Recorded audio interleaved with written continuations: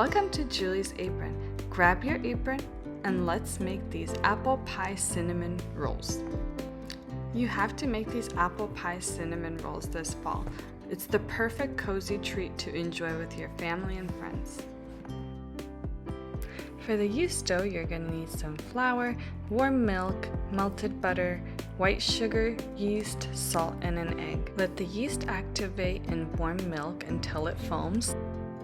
Once the yeast has activated, add the remaining ingredients, some white sugar, an egg, salt, the melted butter, and mix. Add 1 cup of flour at a time while mixing on a medium to low speed. Mix with a dough hook until a ball starts to form and doesn't stick. Cover your bowl and let rise in a warm place. For the apple pie filling, you'll need some apples, cornstarch, cinnamon, butter, and sugar. Core and slice your apples, then top with the cinnamon, sugar, cornstarch, and mix to coat well. Add butter and the coated apple slices into a frying pan and mix until soft. For the brown sugar butter, we're going to need butter and brown sugar. Place butter and brown sugar into a mixing bowl and cream together. Once the dough has risen and doubled in size, invert onto a floured surface. Stretch the dough and then roll with a rolling pin into a large rectangle. Spread the soft brown sugar butter on the dough.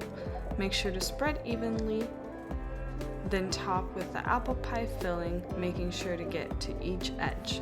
Then roll up the dough, making sure to make it as tight as possible. And at the end, pinch the dough together to seal. Cut 2-inch slices and place flat into a greased baking dish. While the rolls are rising, let's make the maple syrup glaze. You will need powdered sugar, maple syrup, melted butter, and a little bit of vanilla extract. Mix that well until no lumps remain. Spread over cooled baked cinnamon rolls. Make sure to subscribe and follow Julie's Apron for more delicious recipes.